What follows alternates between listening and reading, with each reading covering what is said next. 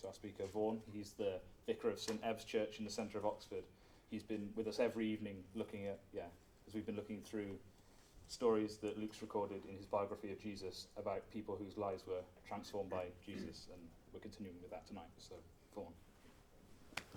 Thank you very much indeed. I have met some of you, so it's nice to see a few familiar faces. I guess there's some who are here for the very first time, and I wonder what you're expecting from this evening, whether you think this has got anything to engage you, or whether you're just being polite because a friend has been nagging you and you thought just to keep him quiet, you'd come along. Wherever you're here, you're very welcome. Let me tell you a true story about a play that was put on the West End of London. It was the first night of a new play, and the curtain opened, revealing a table with a telephone on the table and a man and a woman actor. In the script, the phone was to ring for a little while, and it was ringing. Then the man was to pick up the phone, listen for a little while, and then deliver the first lines. Well, the curtain went up. There was the table, male actor, female actor. Phone was ringing. It kept on ringing.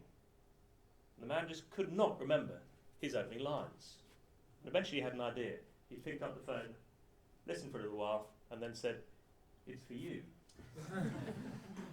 And it may be that you're here tonight as someone who's thinking, frankly, this is for other people. Christianity is not really for me.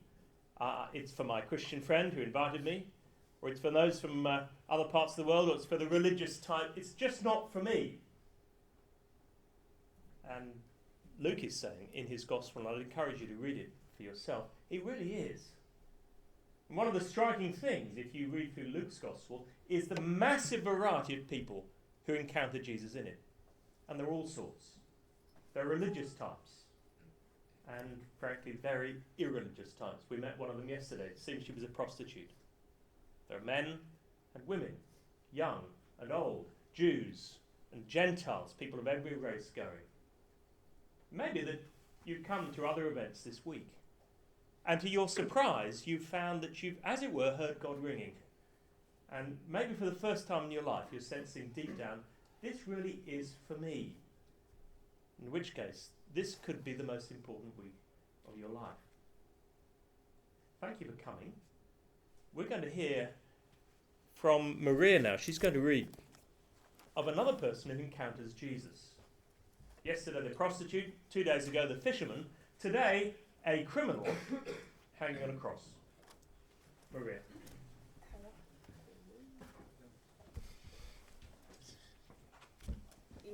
I'm going to be reading from Luke chapter 22, from verse 39, and that is on page 146 in the yellow colours.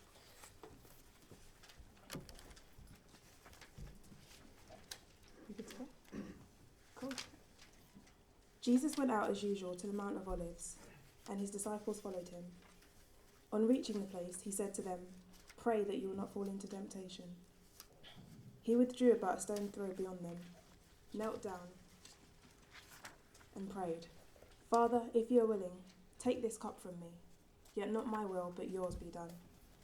An angel from heaven appeared to him and strengthened him. And being in anguish, he prayed more earnestly, and his sweat was like drops of blood falling to the ground.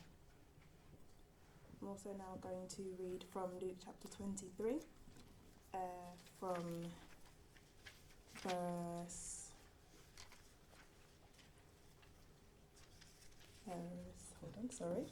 Page 32, Yeah. and it's on page Yeah. 155. Yeah, okay. Okay.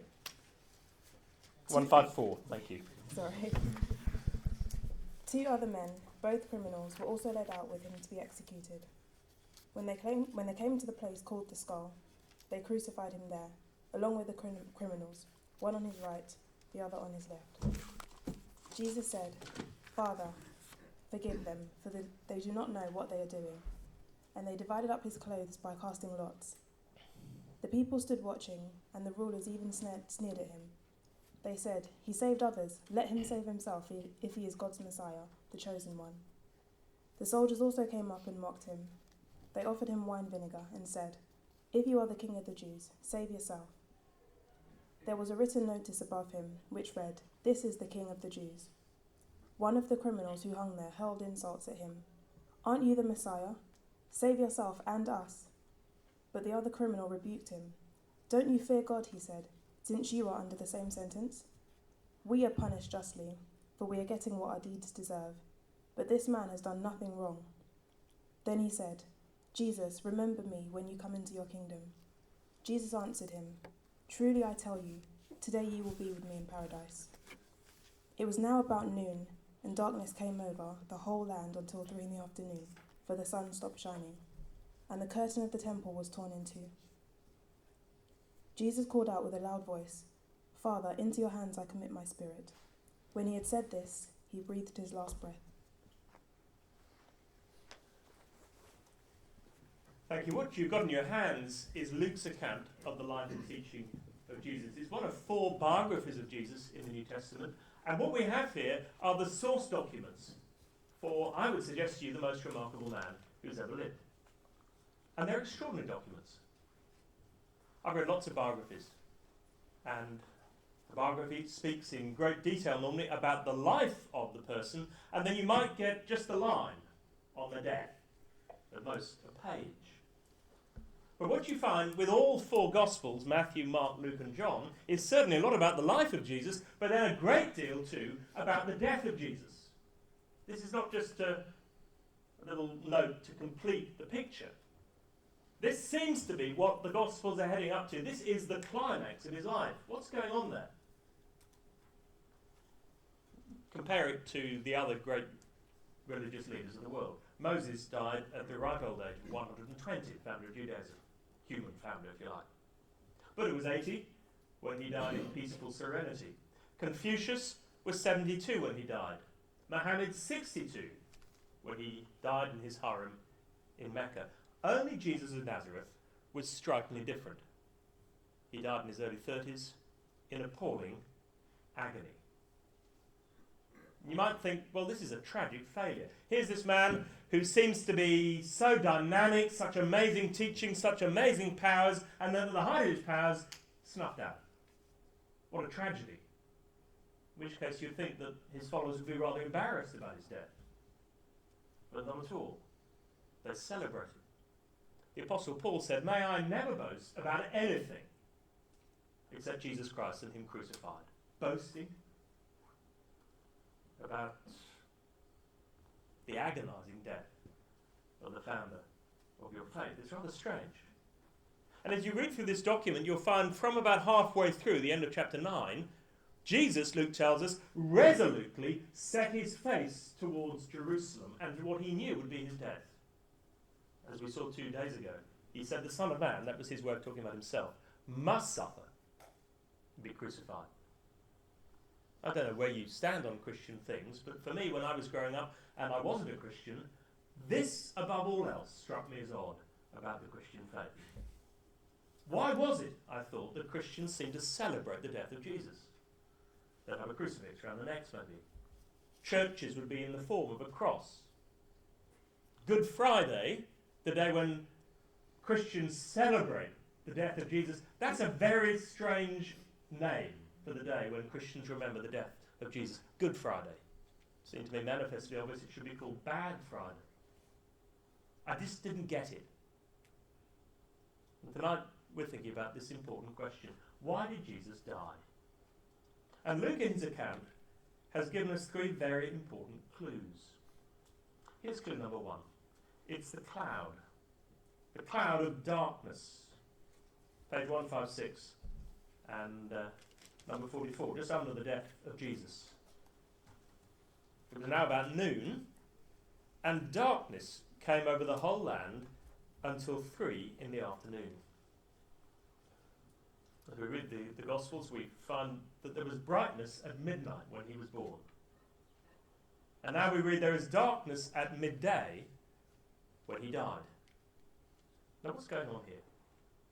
The cloud tells us that God is angry. There are 2 parts to the Bible, the Old Testament, the Hebrew Bible, and then the New Testament, which speaks about the Lord Jesus Christ. And in the Old Testament, darkness at midday is a symbol of God's displeasure. As we see this cloud of darkness covering the scene as Jesus dies, it's a sign of God's judgment, God is angry. I don't know what you think about God. I know some people who think, I'd like to believe in God. And the kind of God I'd like to believe in is a sort of Father Christmas in the sky. A God who's always smiling.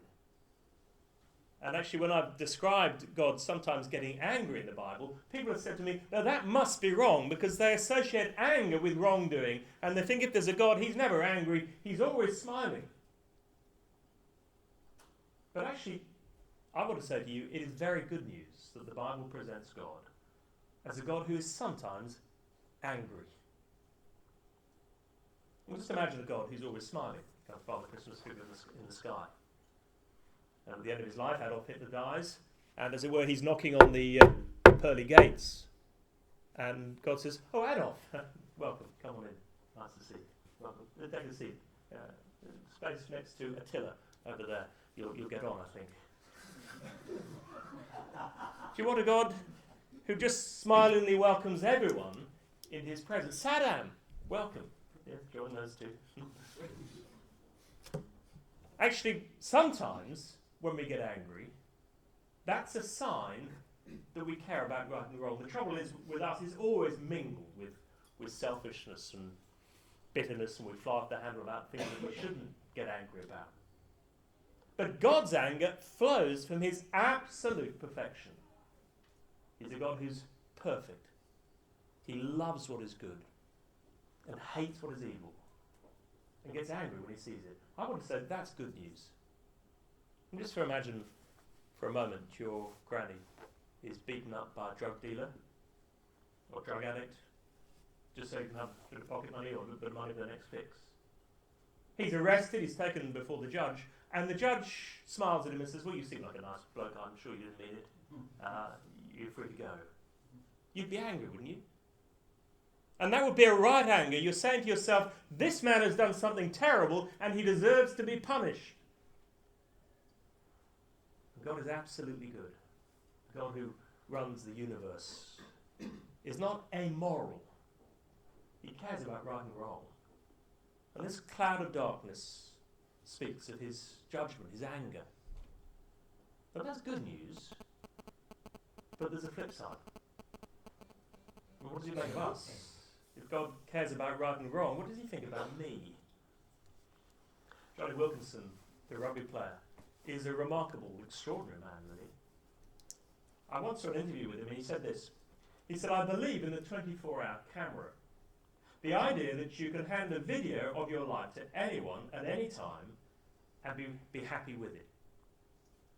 So that's how he lives his life. He's imagining that someone's filming his life all the time and he wants to be able to give them the video and not be ashamed and embarrassed. Now, just think of your life over the last week. Would you be happy if we had the edited highlights up there? Or edited highlights of the last year? Would you want it on YouTube?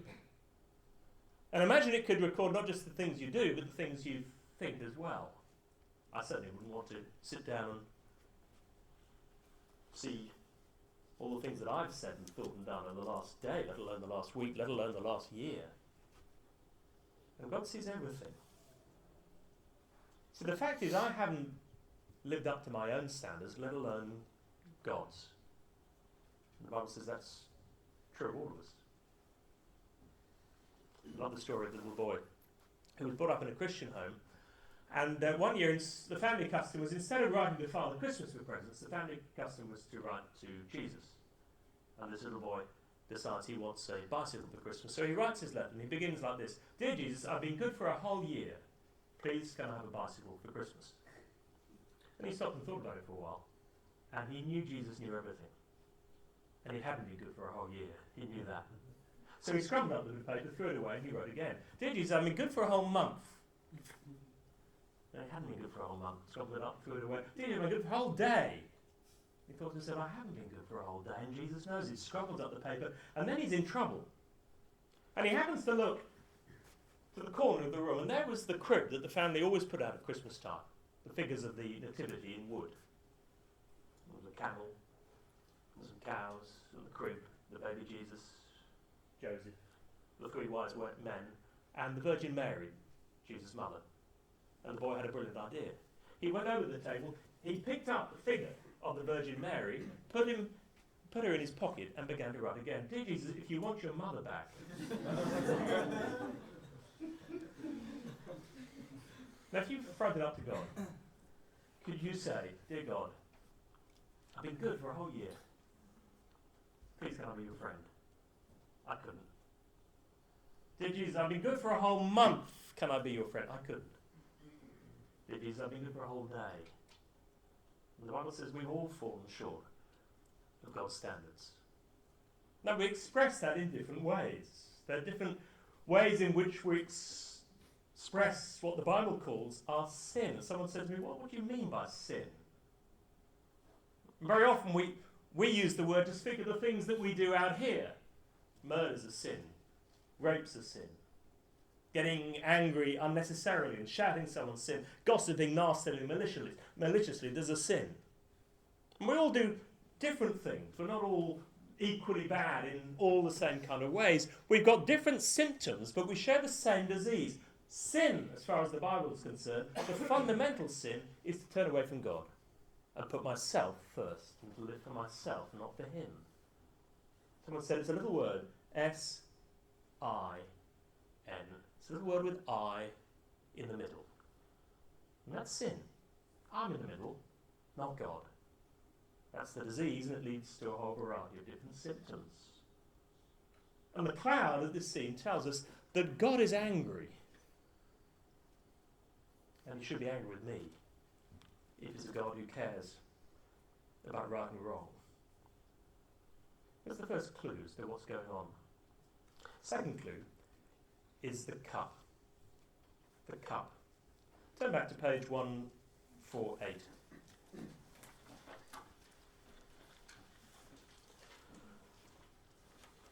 We're in an olive grove outside the city wall. It's the night before Jesus is crucified. And he knows what's going to happen. And he prays.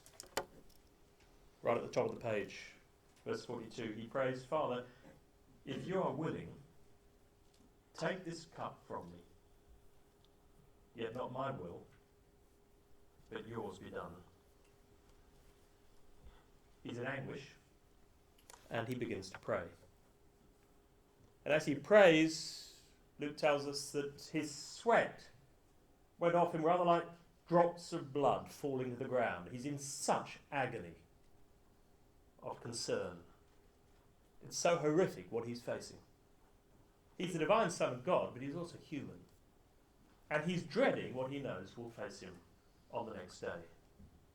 And so he says, Father, if you're willing, take this cup from me. What did he mean by this cup? Someone suggested he was talking about the physical suffering of crucifixion. He knew he would be strung up on a cross. And the crucifixion is about the most horrific form of punishment and execution devised by human beings. You have a nail put through your feet, nails through your hands. But the real agony wasn't simply that, although that would be bad enough, would it not? But as you hung on the cross, just to be able to breathe, you'd have to push yourself up on those nails. So every breath was agonizing. And eventually you die, not through blood loss, but through suffocation. You're just so exhausted you can't push yourself up anymore, and so you can't get the air in, you can't breathe, which is why it would take hours for people to die. And as they go through that physical agony, they're surrounded by people enjoying the spectacle. And yet that is not what Jesus meant by this cup. I mean, that would be bad enough, wouldn't it? The physical agony. But when Jesus said, let this cup pass from me, he was speaking about something even worse than that. See, the cup, again, in the Old Testament, is an image of the judgment of God. There's a number of references to the prophets saying that the enemies of God must drink the cup of God's wrath, of God's judgment against human wrongdoing. And Jesus knows he must take it instead. That he's going to drink that cup instead of others. The cup tells us that Jesus is a substitute. Now we're familiar with the idea of a substitute. You've got team of players, on the pitch, and then one of them comes off, he's substituted, and someone else goes on and takes his place, a substitute. And the Bible's saying we deserve to face the judgment of God, which is separation from him, for the way in which we said, I first, I'll put you out of my life. Jesus does not deserve that. He never turned away from God, his Father. He never said, no, me first. Even when he faced the cross, he said, not my will, but yours be done. And so on the cross, he took the penalty that we deserve. Remember when I was first being told this amazing truth? Two things helped the penny to drop. One was an illustration. And by the way, all illustrations will be inadequate. Someone told me the true story of what happened in Auschwitz concentration camp. One of the prisoners escaped, and the commandant was furious. And so to warn off the other prisoners from escaping, he lined them all up, and at random, he chose one man to be killed instead. And as the man was being taken to his death, he started crying out, my wife, my children! At which Maximilian Kolbe, who was a Polish priest, stood out of the line and said to the commandant, I'm not married, I don't have a wife, I don't have children. Let me go instead of that man. The commandant agreed, and Kolbe was taken away and killed. And so after the war, the man was restored to his family, and he could think to himself, I'm alive because he died for me. Substitution. The other thing that helped me understand what was going on was a verse from the Old Testament. It was a prophecy, amazing prophecy, spoken a long time before Jesus came, speaking of what he would do on the cross. It's from Isaiah chapter 53, verse 6, which says this, all we, like sheep, have gone astray. We turn each one to his own way. That speaks of our sin. We've turned away from God. All of us, like sheep, have gone astray. We've turned each one to his own way. But the Lord has laid on him, speaking about his Son who will come in the future, the Lord has laid on him the iniquity, the sin of us all. He's taken the penalty for us. And this man explained it like this. He's stood just below a light. And he said, let that light represent God and his absolute perfection. He said, let this book represent my sin. This hand is Jesus, this hand is me. Listen to the verse. All we like sheep have gone astray. We've turned each one to his own way. What's the result? Well, my sin is on me. And the result is I'm separated from God. Some people say to me, oh, I've tried to pray, it doesn't get anywhere. And they have the feeling that as they pray, their prayers come right back down like birds with broken wings. They don't get through. You just sense God is distant because of our sin. All we like sheep have gone astray. We've turned each one to his own way, but the Lord has laid on him the iniquity, the sin of us all. And this man said to me, so where's your sin? And I realised for the first time, Jesus had taken it. And I was free to have a relationship with the God who loved me so much that he sent his Son to die for me. The cloud speaks of the fact that God is angry. The cup speaks of the fact that Jesus is a substitute. And that is one final clue. It's the curtain. We're back on page 156. Page 156. And verse 45, after the death of Jesus, it was now about noon, darkness came over the whole land until 3 in the afternoon, for the sun stopped shining, and then we read this. And the curtain of the temple was torn in two. Doesn't mean very much, unless you understand what the temple meant and what it represented and what this curtain meant and represented. The temple was a magnificent building in Jerusalem that represented the presence of God. It said to the people of Israel that God was close. In one sense, he could be known. He was right there with them. But the temple that both proclaimed the nearness of God also proclaimed that God was distant. You couldn't get too close. So there was God, but you couldn't get too close to him. There was a whole series of no entry signs. You imagine you walking towards the temple. And there at the heart of the temple was what was known as the Holy of Holies. That's where God symbolically dwelt. As you walk towards the temple, a series of no entry signs. The first one says no Gentiles. That means that only Jews could go beyond that sign. The next would say no laity. Only priests could go beyond that sign. And you keep going through until you got one massive no entry sign. That was the curtain that separated the Holy of Holies from the rest of the temple. Only one man could go through the temple, through that curtain, and that only once a year. And tradition had it that he would have a rope tied around his foot, just in case he died in the presence of God. And if he did, he could be hauled out, because no one would dare go into the presence of God unauthorized. And he could only go having offered all sorts of sacrifices of animals, as the animal represents his sin and dies instead of him. No entry signs. We'll read again what Luke tells us in verse 45. And the curtain of the temple was torn in two. It's a massive visual aid. What does the curtain tell us? That the door is open.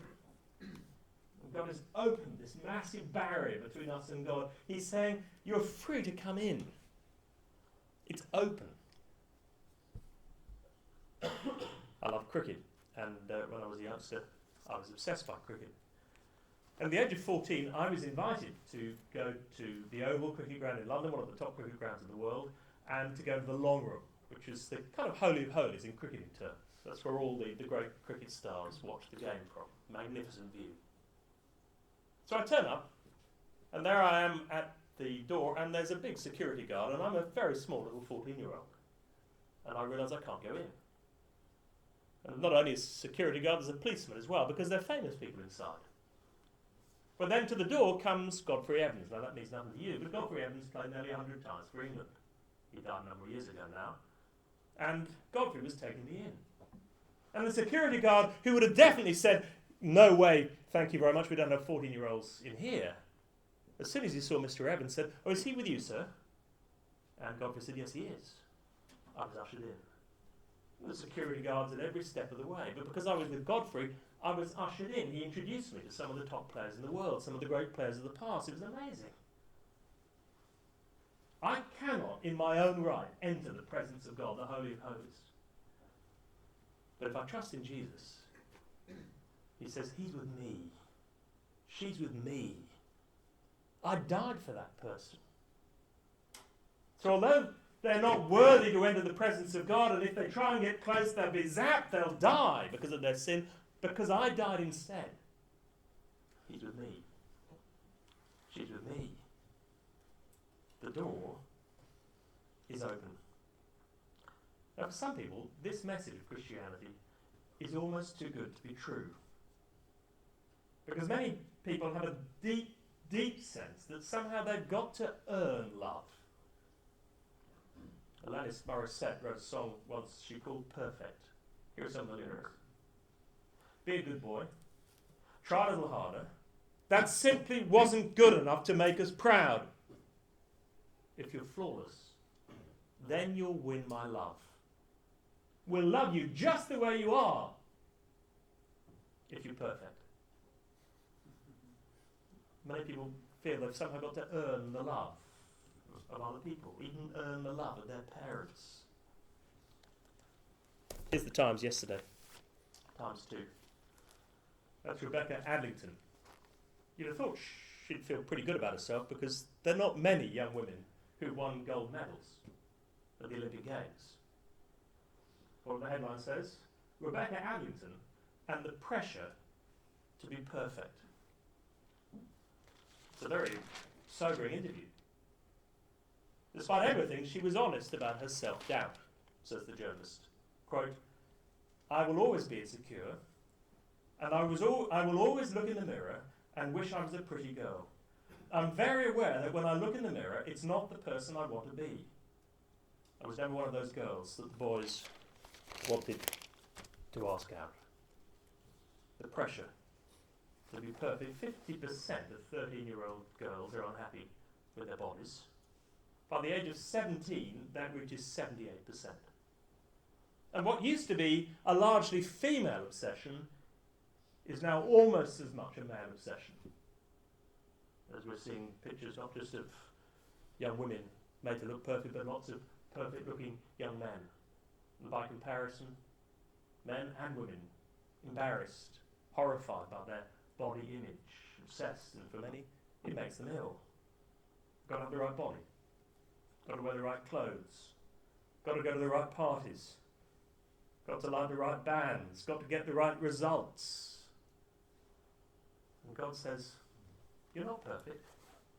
I know you're not perfect.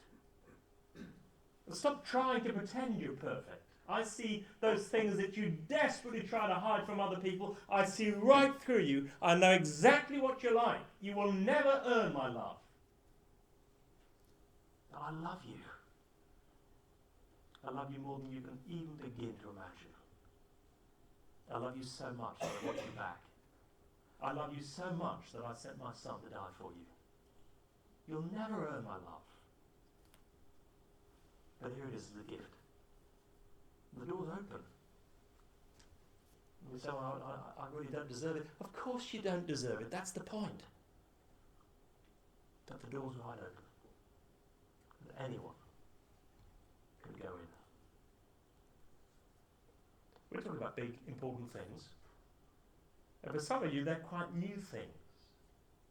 And the challenge for you, I hope, is just to keep thinking about them. And you've heard of ways that you could do that. Maybe take one of these uncover booklets home and read it for yourself. Talk to a friend of yours who's a Christian maybe and say, well, could you help me understand some of this?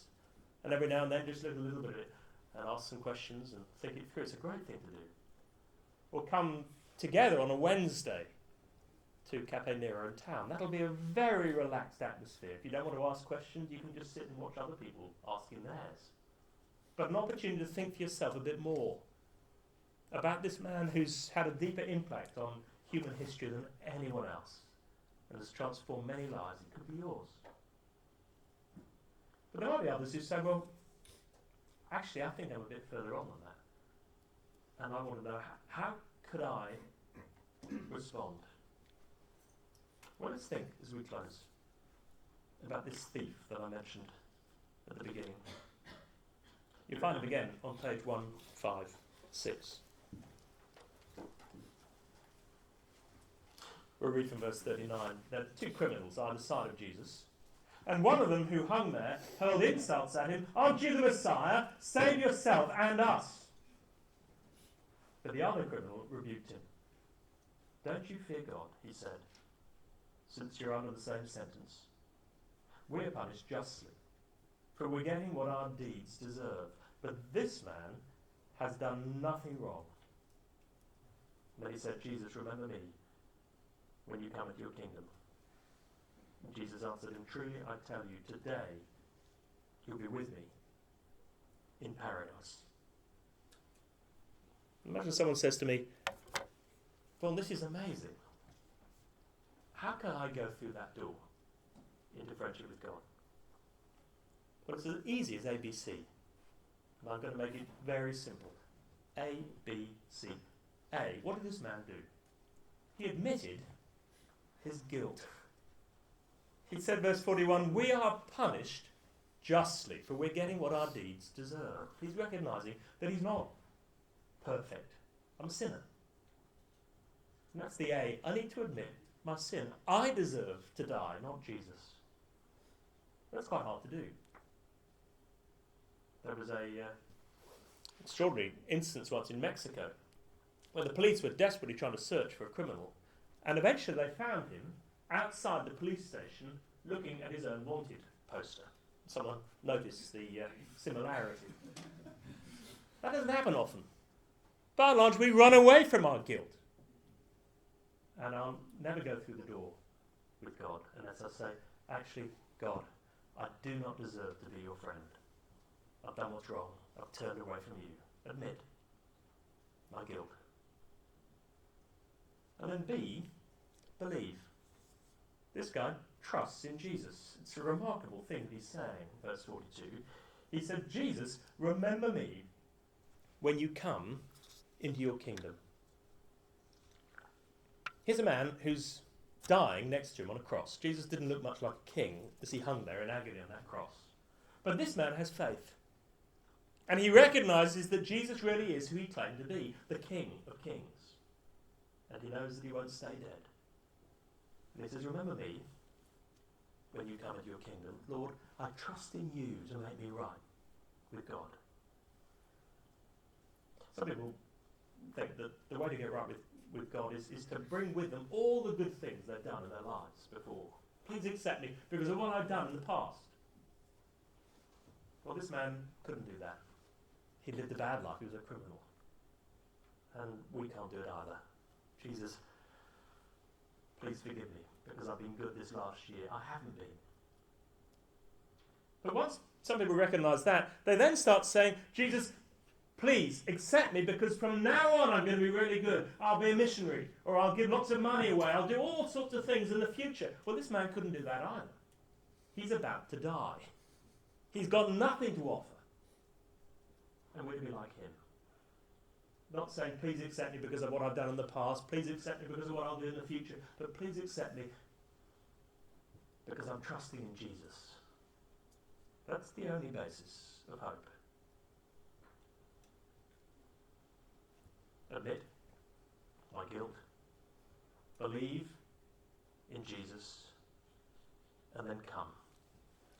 On the tables, there are some copies of this little booklet. It's called 2 Ways to Live. And just open it. You probably won't have one per person, but just, you've got enough. And turn to one page in. It says, number 1, talk to God. And imagine someone saying, actually, I want to be right with God. The next 2 nights, I'm going to close my talk by actually saying a prayer. And I hope you'll come back after you've been friends. And I'll give people who are hearing God ringing and recognise it's for them an opportunity in the silence to say a prayer for themselves. But I don't want you to wait if you feel, actually I need to do that tonight. And so there's a prayer that you can look at. Take it home with you and read this little booklet which goes through the kind of things I've been talking about. And if you felt, actually that's something I need to do, it's a prayer that you could pray for yourself. Or maybe you've got questions, in which case senior members would love to chat to you, or members of the team. I'm here with a number of friends. Those who are here as counts, just put your hands up. Here are some very wise people, and they'd be delighted, thank you very much, they'd be delighted to talk to you as well. Thank you very much indeed for listening. I don't really know what happens next. I've got one question from the text, which I'm going to read out, and then I'm going to open up the floor for more questions. And the first question is, if God is perfect, why can't he judge without falling into anger? If God is perfect, why can't he judge without falling into anger? The question assumes that you can't be both perfect and angry. And the Bible says you can. Whenever I'm angry, there's always something that's wrong about it. But actually there's a part of my anger sometimes that is right. In my hometown, recently there's been a terrible case in which some men have corrupted some young women at a very young age and then used and abused them sexually in horrific ways. Now, if we're not angry about that, there's something wrong with us. We should be angry about that. But the trouble is, because we're not perfect ourselves, there's an element of wrongdoing in that anger. It might include some kind of pride or some kind of really malicious anger. With God, it's absolutely right anger. And I'm trying to say to you, actually, it's good news that God gets angry. If we sense that it's right to be angry about some of the horrific things that are going on in the world ourselves, then we need a God who cares about right and wrong. And his anger is uncorrupted by wrongdoing. It flows from his perfection and love for what is good. But wonderfully, for us, he doesn't want his anger to have the last word. And so he loves us so much that he can't just switch off his anger, because that would be to say it doesn't matter. It does matter. But he expresses that anger and directs it against himself in the person of his Son, so he can forgive us. As with all these questions, do come back if you want a bit more. I don't know who asked you what was behind it, but do come back. I've got one more. Is it fair for Jesus to accept someone like this criminal who had lived a bad life but trust in Jesus at the very end of his life? Well, no, it doesn't seem fair, does it? And yet, that's the amazing thing about God. It's a completely free gift. God's not getting anything out of it. So it's not as if he's forgiving him so that the guy could then live a perfect life and serve God after that. He's just forgiving him. And that's the amazing nature of the love of God. It's not a bargain. It's not he'll do it so he can get something out of us. He just gives. Totally undeserved. And what's true for that thief is true for all of us. He's not giving it on the basis that we'll give something back. He's just giving it because he loves us. It's what the Bible calls grace. Utterly undeserved gift and love. Mind blowing. Has anyone else got any questions on the floor yet? So you said that we weren't want God to just be happy about everything and that his anger was good. And you used the example of Adolf Hitler. Obviously he did a lot of bad things, so you didn't want him to just walk into heaven. So if he did the same as this criminal and just like the last minute just went, actually, I'm really sorry about everything, really like meant it and said, please God, can I please sort it out with what thing? Like, how can you reason that and then say that you should live a good life? Like, I'm not saying you shouldn't live a good life, but if you can do all that terrible stuff, like this criminal was a murderer or whatever, and then just at the end change your mind and put your faith in something, then what's the point of doing good things? Thank you. I think that there are two questions behind that. At least I'm going to expand on it. I mean, one is, it just does seem awful. I mean, you're right. If Adolf Hitler had genuinely recognised what I've done is terrible, Lord, have mercy on me, a sinner, and I trust in Jesus, he's forgiven. And then you might say, that is so unjust. And God points you to the cross.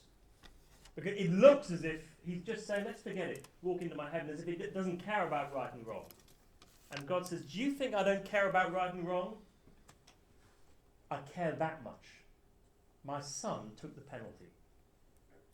And what's true for Adolf Hitler, and there's no evidence at all that he did do that on his deathbed, but what's true of Adolf Hitler is true of me. I mean, I've done bad things, we all have. And I might have hurt people, and people might say, well, hang on, God, if you care about right and wrong, how can you possibly forgive Vaughan Roberts? You're just so unjust. It's as if the things that Vaughan did against me, you're saying don't matter at all.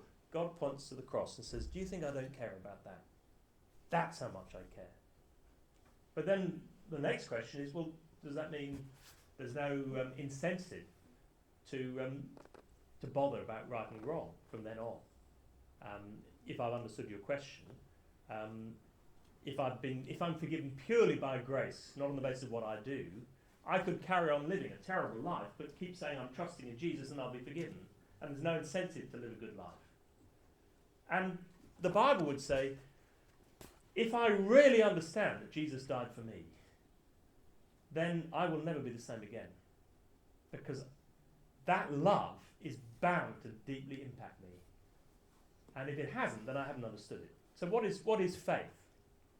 Suppose someone came through the door and said, there's a fire just outside. There's a fire, it's quite dangerous, just outside. And we said, well, thanks very much, yeah, we believe you, but actually we've got quite important business to do anyway, there's more cakes to eat. And they said, no, we believe you, we've got cakes to eat. Manifestly, you don't believe it. If you believe there's a fire outside the door, you will do something about it. We'll scream, we'll get on our phones, we'll get out the window, we'll do something. And if I believe that Jesus loved me enough to die for me, that I can be forgiven, I will never be the same again. And so it's a very powerful motivation from within to begin to live a life of love. I won't do it perfectly. Come back if you want to afterwards and chat more. It's an excellent question. One more question from the text. Why can't God simply forgive us without killing Jesus? He tells us to forgive each other as we are. Why can't he if he's good and all-powerful? Thank you. Again, these are such good questions because they show that you're really engaging with the heart of it. And that's a great question. God is the ruler of the universe. And if the ruler of the universe just says, I'll forgive you, then what he's saying is, or what it would be a pretty clear indication if he did nothing about our sin, is saying it didn't matter. Now that's different. In my human dealings, I'm not the judge of the universe, so I might forgive a thief who's stolen from me. I might just forgive him, and that's fine. But if the judge in court says, oh, we'll forgive you, that's a different matter altogether. Because the rules of the land, the nation demands that wrongdoing is punished. In my private dealings, that's different. Now, God is both a father who made us and wants to have us back, but he's also the ruler of the universe. He's the just judge of the universe. And if he was to say about all the things that are done wrong, let's just sweep them under the carpet and do nothing about it, that would be saying that this world is an amoral universe. It would be saying it doesn't really matter. And it does matter very much. And so, if you like, God's got, if I can put it reverently, a dilemma. On the one hand, he's absolutely just, and justice demands that wrongdoing is punished. He's the judge and ruler of the universe. He must punish evil. But on the other hand, he's a God of amazing love who wants relationship with us. And the great question that the Bible poses all the way through the Old Testament is, how can the demands of God's justice and his love be met? And the New Testament says, only through the cross of Jesus Christ. Because on the cross, God absolutely carried out just punishment on human sin. But he also made it possible for human beings to come back to him without being punished themselves, because Jesus took it for them. Again, if that doesn't make sense, do come and talk to me afterwards, or talk to one of the CU guests, because we're right at the heart of what Christianity is all about. Got another good question. So why don't I just wait until the end of my life? No, why don't I just wait until the end of my life and then ask for forgiveness? Yeah, it's a good question. Well, there are a number of things I could say to that. For a start, you just don't know when the end of your life will be. You really don't. I'm not very old, but quite a lot of my contemporaries have died. I can think of 5 school friends of mine have died, and none of them expected it to happen. So that would be the first thing I'd say. The second is, if you've begun to understand this, then you realise God is amazingly good. And a God who loves you so much that he sent his son to die for you is a God who's not going to rot up your life. So I'm not simply saying, come to Jesus so that you don't face the judgment of God. That's absolutely true and right. But I'm also saying, why wouldn't you want relationship with the God who made you? And it's a perversity to turn away from God. Sounds and feels to us if it's going to be much better. Life will be so much more fun that way, but it's not. What a mess we make of our lives. And God knows what's best. So to live in relationship with him is much the best way to live. And so I'd say, even if you absolutely knew when you were going to die, and you had a time and date, you'd still be very, very foolish to leave it until the moment before. Because God knows what's best for our lives. He's not trying to rot up our life. Jesus said, come to me and I'll give you life in all its fullness. There's a cost to living for Jesus, but it's the best way to live.